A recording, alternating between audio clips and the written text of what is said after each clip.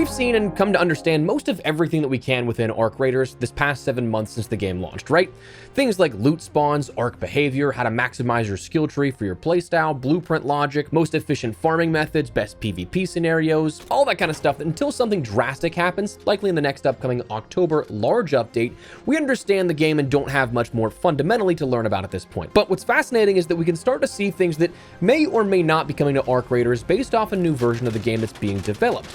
Today, we're taking a look at two major things that we've come to see that could put into question where things go from here. On one hand, this could be a preview of later on down the line with Arc Raiders, but on the other, it could be something that's just an interesting look at a version of the game that we will never see. So drop your thoughts as we go along, drop a like if you enjoy the video, and make sure to subscribe to stay updated with all things Arc Raiders and even more FPS content. We've got a busy and exciting summer upcoming for this game and more that I'd love to have in the community. Finally, check out my friends over at AdvancedGG, where code Espresso can get 10% off your entire order, but for now, let's get into it. So let's talk firstly about where we're looking at to see these sort of things. Back in February, it was announced that Arc Raiders would be getting its own separate client of the game for the Chinese market. The region, with 1 billion plus people that are potentially a part of a new audience, has historically been quite the hurdle for publishers to work with and publish their games there. While there was a long stretch where things like consoles were explicitly banned, today's reach is more viable, but still with required oversight and intervention with the Chinese government. For this expansion of Arc and many more games, oftentimes large Chinese publishers would develop the game with their subsidiary development teams, almost in a sort of like licensing or franchising sort of way. So for Arc in particular, Tencent handles the game's distribution and development instead of Nexon and Embark. So the team we have working on the game we play is in no way involved with what is seen in the Chinese client. Another large difference is that it's region specific, so while there are ways around it, the vast majority of players in China are loading up into their own specific version and client of Arc Raiders, inaccessible elsewhere in the world and vice versa, which for games like PUBG as an example, is probably something that showcases the nice mitigation that we'll see because of a large amount of cheaters that sometimes make their way over from that population. So not having the two connected in any way, shape, or form produces different results, but can have positives elsewhere.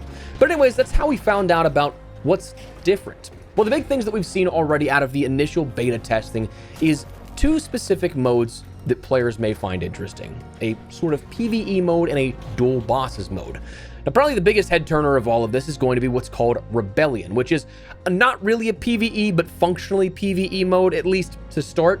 Let me explain. So this new map condition called Rebellion is exclusive in this beta test for Arc and likely again going into the full Chinese client whenever it launches, if it does. Functionally speaking, in the world, whatever map you're on, everything is the same except for a few important details.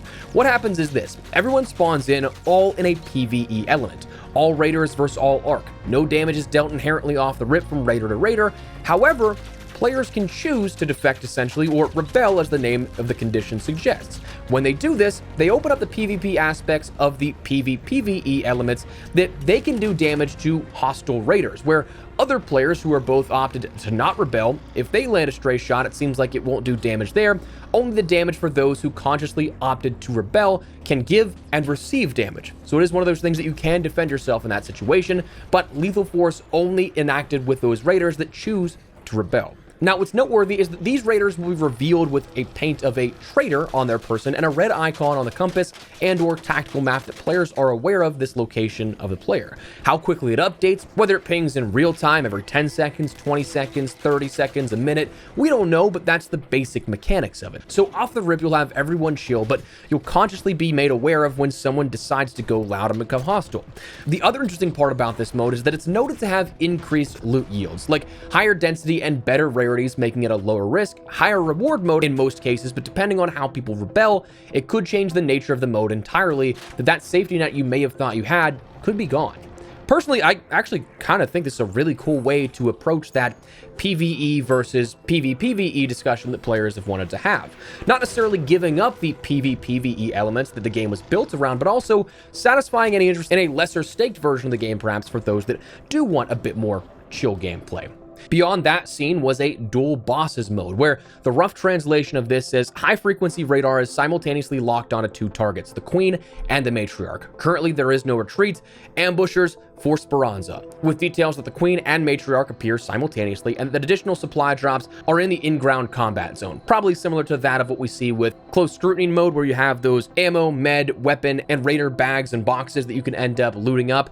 But this one is kind of fascinating because we have seen this one recently leak in the global client, but it's an interesting condition for sure, especially for the more PvE styled players, right? Like, I can't tell you how many times that I've gotten into a match and then the Queen or the Matriarch is dead within the first 5 to 7 minutes or so, and you're all like, well, guess we'll extract now. So offering another large threat, and that definitely elongates those games, gets it to the point where those servers aren't dead necessarily and being ghost towns come 20, 15, 10 minutes left in the match, but also offering even more for players to end up taking part in and even earning.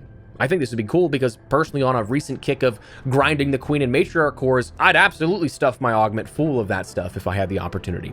Now that said, there's a little bit more to discuss here, but a quick heads up before we move on. We've partnered with my friends over at AdvancedGG, a bit under the radar here the last few months, but ramping things up going into the summer.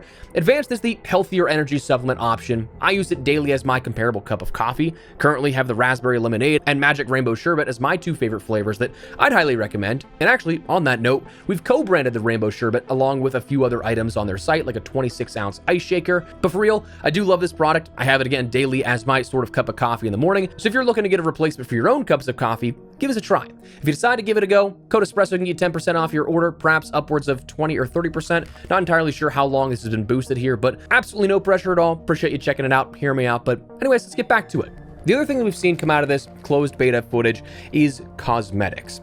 Now, Arc Raider's cosmetics have been a focal point to a degree with your Raider outfit, facial, hair, and backpack customization, stuff like that you can go through, pickaxes, scrappy, all that kind of stuff. We know of that, but one element that was never introduced in terms of this cosmetic stuff was weapon skins, which in a third-person shooter you may not necessarily see as the largest point of interest, but they do exist in this regional client. Things like the Anvil, Full Red River, the Renegade Lemon Battery, and the Arpeggio Arc Trials have been showcased as explicit skins that we know of now, with likely more coming in the future. There also were a few different exclusive Raider outfits as well, but foundationally speaking, we have not seen that type of cosmetic introduced into the global client. Now, this wouldn't be anything that's new in any capacity, even for an Embark title with a regional version of the game. The finals ended up having something like this, where they had a few exclusive cosmetics. It could be a lot, honestly, like just looking surface level at it. You could find a bunch of things cosmetically that were different in the regionalized version and the global build of the game, so this is likely going to be something like that. But the difference is that one of these is a new system of cosmetics, not just specific cosmetics. So I guess the question now comes down to, well, will these things that we just saw that are different come to a global launch in any capacity? Well, while we don't have a specific answer, like this has not been something that's been addressed by Embark or anything, I think that it's probably a 50-50 coin flip. The 2 boss mode we did mention was in prior leaks, so like that one's possible, but the other 2 elements of cosmetics and the Rebellion mode are still up in the air. For Rebellion, I could definitely see it happening, but also it wouldn't surprise me if it didn't. And that kind of sounds like a cop-out answer, but like the thing is Embark has gone on record plenty of times and said that they don't really want to abandon those stakes that makes every run a semi-tense moment, with that being a core element of PvPvE. Even in the most Care Bear of lobbies, there's still always that chance that somebody could end up shooting you. It seemed like they were pretty happy with the previously mentioned 30-40-30 split of PvE, mixed, and PvP heavy lobbies that they had gone on record talking about. So, I mean, who knows if that's going to be the case, but I do think if they were to introduce something like this, this is actually a pretty solid middle ground, I think, where you're not leaning directly into PvE fully and exclusively, but you give it a little bit more weight to that element as well. Cosmetics, though, that's one that, again, this I think falls solely on Nexon, the publisher of the game, not necessarily the developer here. It seems like the game has been and continues to be profitable beyond what they expected with the game's initial launch, and with what we have for cosmetics right now, doesn't necessarily need the addition of extra cosmetics and weapon skins in particular, but I mean, I'm sure it's been evaluated in the past as a potential point of interest for them. I think that in a third-person shooter, personally speaking, it's a lesser important cosmetic set that I know that I wouldn't find as much value in it as opposed to like a character outfit. Now, if this was a first-person shooter, and that's what I saw all the time, sure, I'd want a cool camo or something that I can see on my weapon as a cosmetic versus like an outfit. But in a third-person perspective, I'm not going to be seeing much of that, especially if there's any sort of like depth of field enabled, where my focus shifts to the target downrange and what's actually on my radar gets blurred out a little bit. So I don't know that I would personally feel like I'd need to see this happen, but I'm sure that with any cosmetic discussion, you can not only say it's a subjective thing, but it also becomes a slippery slope depending on where in that sort of spectrum of the discussion you want to fall. So it comes down to subjective opinion if you think that's a good thing, but also ultimately comes down to Nexon as the publisher on if they want to do that to milk it a little bit further, I guess. Now, it is, again, integral to remember that Embark, right now, that what we see has absolutely minimal input at best into this, likely absolutely zero. Like I said, a lot of these things that happen with the regional markets and the Chinese market in particular is more of like a franchising tag with it. They get the licensing to use that game, the base of it, and build on it from there. It's like a regional partnership maintaining the core of the game and then expanding upon that for the Chinese market in particular.